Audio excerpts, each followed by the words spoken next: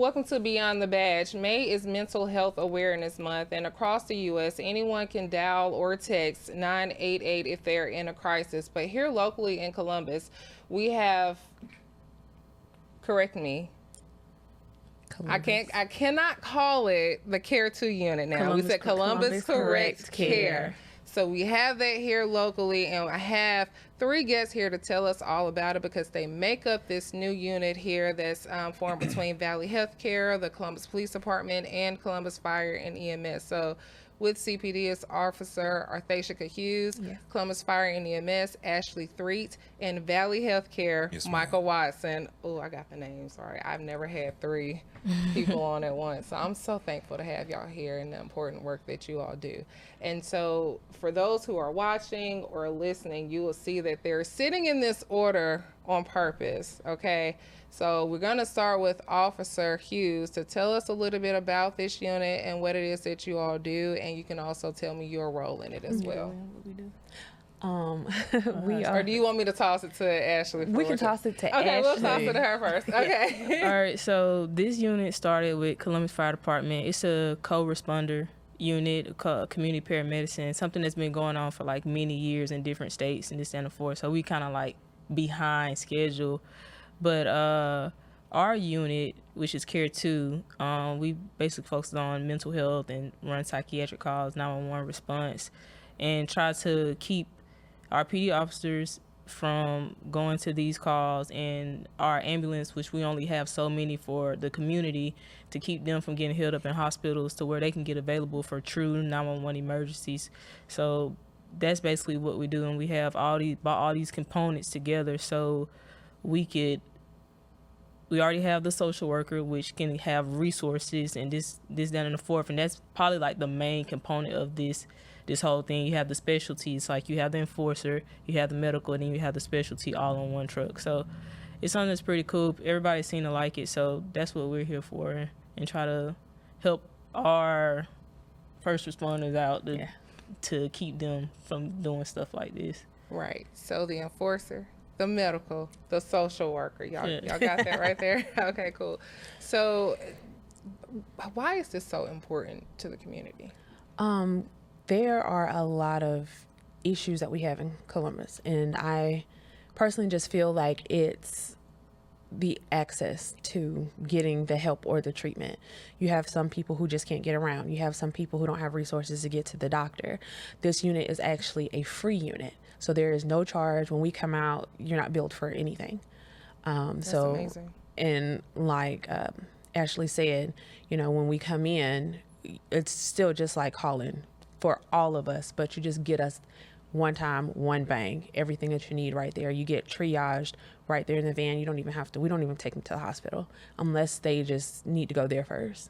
Right. So we understand that you all still have to abide by all the HIPAA rules and stuff, but without going into like anything too specific, Ashley, is there something that you can share where this has made a clear difference? Just getting feedback from people that I work with, my coworkers, the call volume dropping. And we, as a ambulance, because it's billed, you can't technically take them to a psychiatric ward. But since this is not billed, we can take them directly to the Bradley. And it also helps our ERs out with the capacity that they have, people holding the walls, and you only got so many nurses. And it just helps out when we just directly take them to where they need to go without it being any type of complication. So if they are on scene and the person is like, hey, well, yeah, I want to go to the Bradley Center, like, we have that capability. They can call us out there and they can get back in service and serve the purpose. Not saying that psychiatric is not an emergency, but serve a purpose that your family members might actually need versus then just going to sit at a hospital all day for a psychiatric. Still important, but we're going to take them to the right place. That's amazing. So for you, Michael, with this being Mental Health Awareness Month, what do you wish people really knew about these mental health calls and the people involved? Like, is there a certain level of understanding that you think the community could take in this? There's help. There's help within the community. As the ladies pointed out, the delivery of services and the breakdown of the barriers between all respective services, police, fire department, and then me at Valley Healthcare and mental health. Us being all on the one truck, as they already pointed out, that we can bring the services to you to address your concerns and expedite getting what you need, and again, in a timely manner. So letting the community know that we are here, despite what some may say. And this is what this whole service is for. That way we can come to you in the social work field and the social services field. We say meet them where they at. Absolutely. And this is what we do. We come there to wherever they at. We often say there's no crisis too big, no crisis too small. Every crisis is different. But this is why we're here. Mm-hmm. That's amazing. So you mentioned, well, y'all all have mentioned being on this in the van together. What is that like? We're gonna take a little break here. What is that like, all three of you? Someone has to like take the lead here.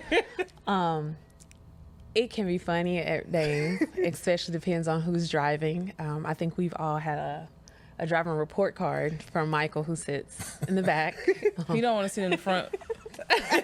He let the ladies sit in the front. Yeah, and you can tell how he feels about our driving by as fast as we hear him clicking his seatbelt. Okay. Like, really, really fast. He's not holding on so long. Man. He only clicks his seatbelt when Hughes drives. I have to remember that it's not a police car. And see, I'm used to driving a fire truck, an ambulance, so I know how to drive.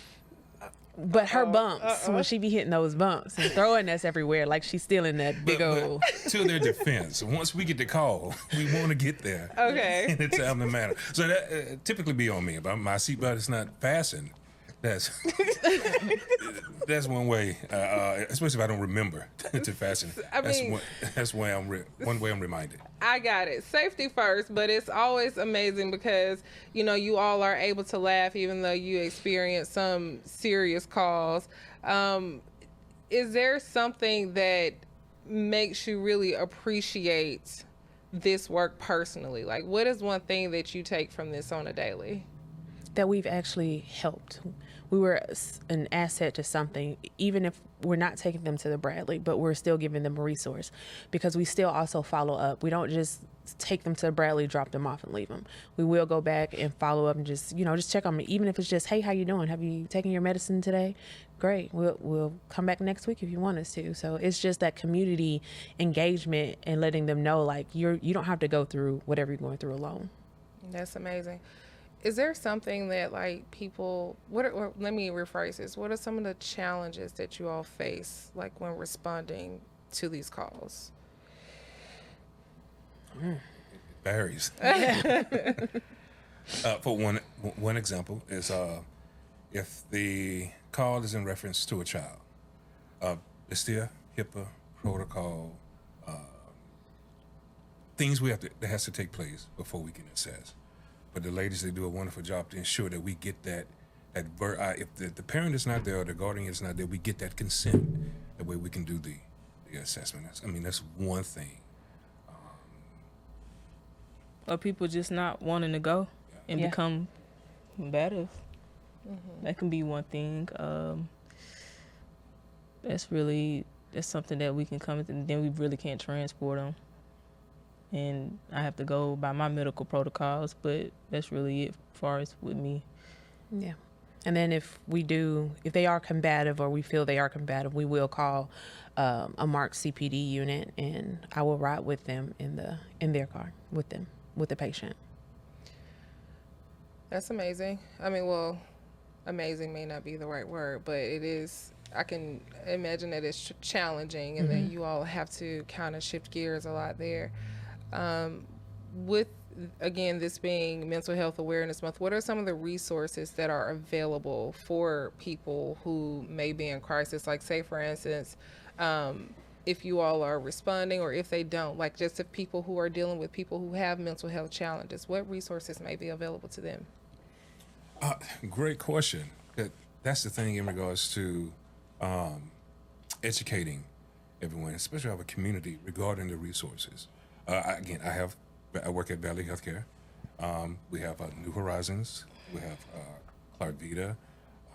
We have Columbus Care 1, Correct Care 1, which is another resource that is provided by the fire department to ensure that certain services are, well, the person who's in need, they can get properly assessed, and then we can identify the services to address their concerns and their needs. So, again, it is a plethora of services, which with this service break down that when the community is not informed. That's one thing I've told Threatt and Hughes before, because I used to work at another mobile crisis service. Like, I didn't even know about Columbus Correct Care. It would have been a great resource for the people that I've set, because I was a crisis assessor, same thing, but that we could have referred for additional services.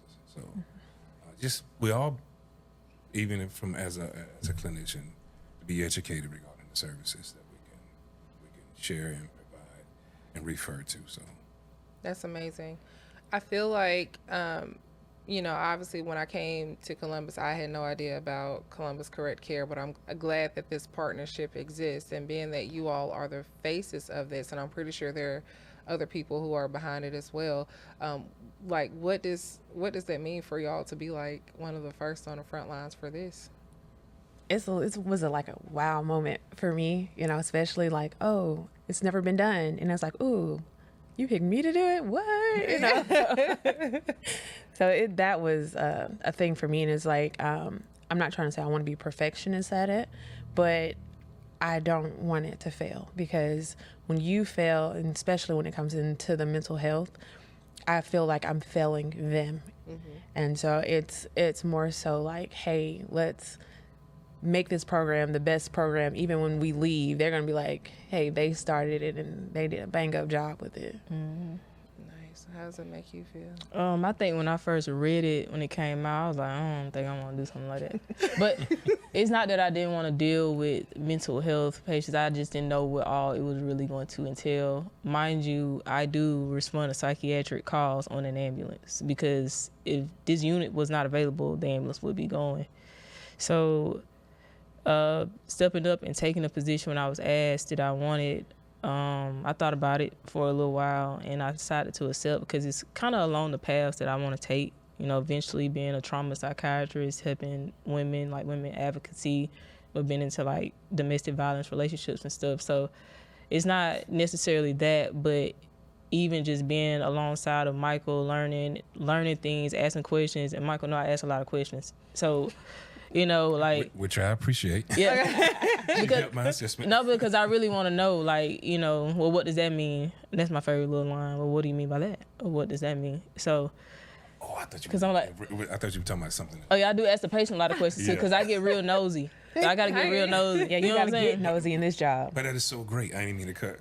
No, it's cool. It's so great, because oftentimes, just to be honest, some people would prefer to speak with ladies or women. So I just sit back. Okay, check. Hold on, I'm saying thank you. That way, we're able to build that rapport. Okay, but how does it make you feel being a part of this? Oh man, I love it. We were talking about this the other day. I enjoy working with two wonderful professionals. I get it. My previous job, I was going out by myself, Right. not with a partner. And if I had to, or we needed to, we would contact the law enforcement or contact EMS or the fire department. But now, That you have it all in one van. it's all on one van, and we work well together. I mean, I'm proud, to say the least. I mean, to provide that service. Again, as I stated earlier, to meet them where they at. I can't stress that enough. Well, I think it's amazing what you all do, and I know that things get hard, but I feel like they have the right 3 people on the job for it, and just keep it up. I can't wait to see where this goes, and hopefully to have you all back to hopefully get like some success stories about. I'm still calling it Care 2. I mean, that's what it's called. It's just in front of our van. I know. And I was like, oh my God, where did this Columbus Correct Care come from? And it's still in my head as Care 2, so I'm always going to say Care 2. But again, thank you all so much for what it is that you all do and everything that you all bring to the city, especially with such an important need as mental health is. And, you know, we talk about this all the time, especially on the CPD side, and things that we could do to help better like these calls and making it safer for people in the community and for you all too. So thank you.